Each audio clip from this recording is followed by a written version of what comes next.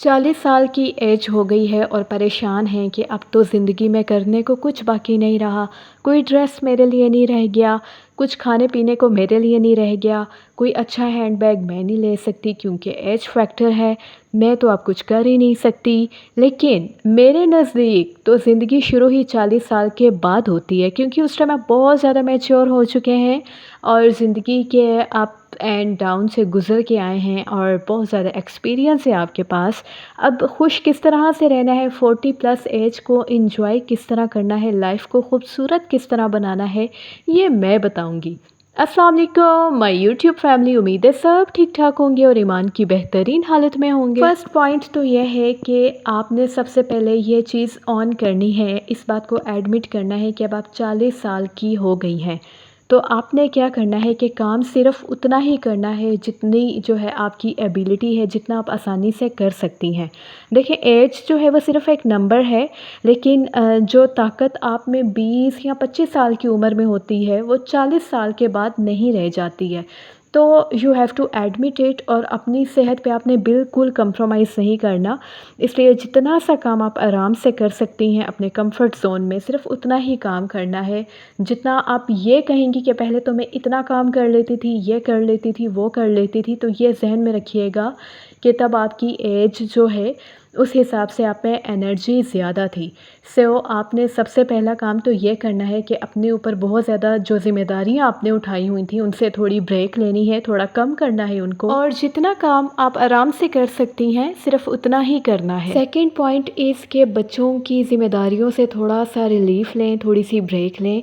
बच्चों को सिखाएं, उनके काम थोड़े से उन पे डालें, लाइक अपने रूम को सेट करना, अपनी चीज़ों को ऑर्गेनाइज़ करके रखना, और अपने जो बर्तन है खाना खाने के बाद वो वापस किचन में छोड़ के आना। इस तरह की रिस्पॉन्सिबिलिटीज़ बच्चों पे भी डालें। इस तरह से जो बच्चे हैं उनको भी थोड़ी सी काम करने की सेंस आती है और वो यूज़ टू होते हैं, क्योंकि अल्लाह ताला सब के नसीब अच्छे करे, लेकिन हालात का कुछ पता नहीं होता और ये अच्छी बात है, अपने काम सबको करने आने चाहिए।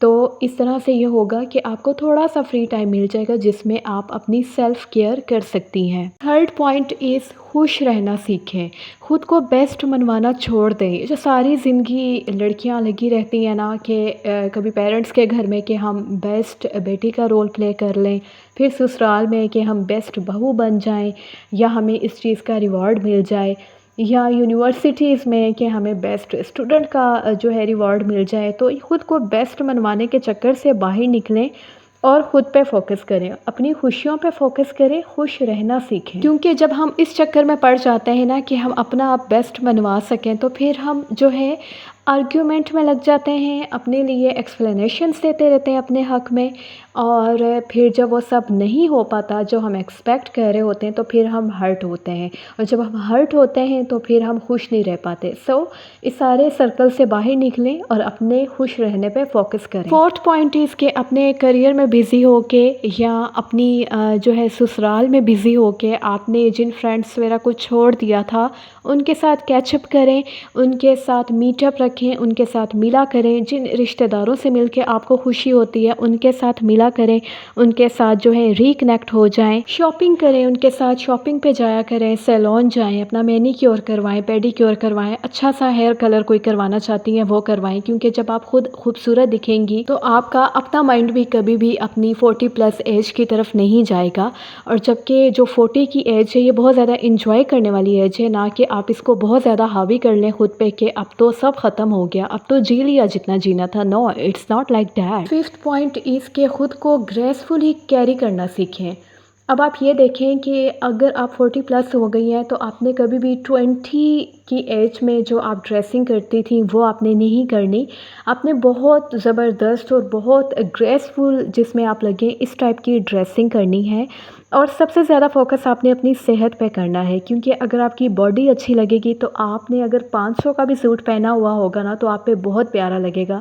लेकिन अगर आपकी बॉडी अच्छी नहीं रही, आपकी शेप अच्छी नहीं रही, बॉडी शेप अच्छी नहीं है, फिटनेस अच्छी नहीं है, तो फिर अगर आप ब्रांड का 20-25 हज़ार वाला सूट भी पहन लेंगी तो आप पे बिल्कुल भी नहीं जचेगा, बिल्कुल सूट नहीं करेगा। 6th पॉइंट इज़ कि नमाज लाजमी पढ़ा करें। आप उम्र के जिस भी हिस्से में हैं फ़र्ज़ इबादत की अदायगी लाजमी किया करें। इसमें कोई लैम एक्सक्यूज़ नहीं आपने बनाने कि मैं बच्चों के कामों में लगी हुई थी, घर के काम कर रही थी, खाना बना रही थी। देखें, दुनियादारी चलती ही रहती है, लेकिन आप यहाँ पे जिस मकसद के लिए आए हैं उसको आपने बिल्कुल फॉरगेट नहीं करना। आपने ये हमेशा माइंड में रखना है कि आपकी तख्लीक किस लिए हुई है, अल्लाह की इबादत के लिए हुई है। तो नमाज का टाइम आपने लाजमी तौर पे मैनेज करना है और हर हाल में नमाज अदा करनी है।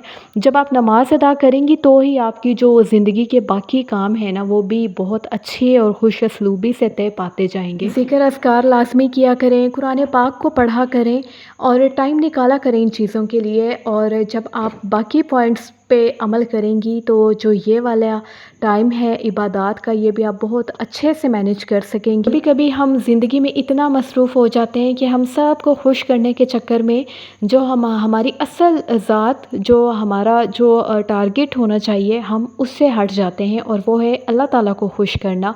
हम उससे जो है कहीं पीछे रह जाते हैं।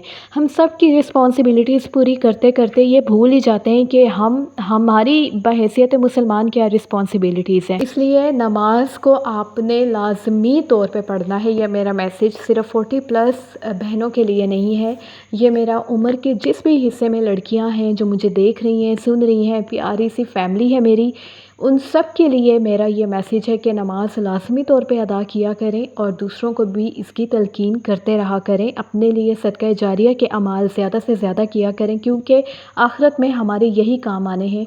ये दुनियादारी हमारे किसी काम नहीं आनी। 7th पॉइंट है मेरा रिलेशनशिप को लेके। देखें, इस एज में आके मियाँ बीवी की बहुत अच्छे से अंडरस्टैंडिंग हो चुकी होती है। वो एक दूसरे को बाय नेचर बहुत अच्छी तरह से अंडरस्टैंड कर चुके होते हैं। लेकिन कुछ लोग क्या करते हैं कि वो एज को अपने ऊपर हावी कर लेते हैं और बहुत से जो हस्बैंड होते हैं वो अगर बीवियों से कोई हंसी मजाक करते हैं या छेड़खानियाँ करते हैं या कोई अटकेलियाँ करते हैं तो जो बीवी होती है वो माइंड कर जाती है कि अब हमारी एज नहीं रही है, ये हम पे सूट नहीं करेगा, अब आप भी थोड़ा रिज़र्व रहा करें, ये अच्छा नहीं लगता। तो ये चीज़ें आपने नहीं होने देनी है। अपने जो आप दोनों मियाँ बीवी का रिलेशनशिप है इसको मज़ीद खूबसूरत बनाएं, इसको मज़ीद जवान होने दें। जितना आप लोग, अगर एज आपकी बढ़ रही है तो रिश्ता तो आपका और ज़्यादा स्ट्रॉन्ग और ज़्यादा खूबसूरत होना चाहिए, ना कि आप इसको जो है इसको रिस्ट्रिक्ट कर दें कि अब तो हमारी ये लिमिट्स हैं और हमने इसमें रहना है और इतना ही बस मजाक करना है या इतनी ही बस बात होनी है, या अब हम बाहर खाना खाने नहीं जा सकते, या अब हम हैंग आउट के लिए बाहर नहीं जा सकते, या हम इकट्ठे शॉपिंग के लिए नहीं जा सकते। ये नहीं होना चाहिए। सिर्फ 40 साल नहीं, आप उम्र के जिस भी हिस्से में हैं, आपने जो मियाँ बीवी का रिलेशन है इसमें कोई हद नहीं आने देनी कि हमारा जो है अब मजाक का लेवल ये नहीं, ये होना चाहिए। या अगर कोई हंसी मजाक या कोई छेड़खानियाँ चल रही हैं तो उस पर आप लोग पाबंदी लगा दें, ऐसा नहीं होना चाहिए। याद रखिएगा कि शादी हमेशा मियाँ बीवी के रवैयों से परफेक्ट चलती है, कभी भी रिस्ट्रिक्शन से परफेक्ट नहीं हो सकती।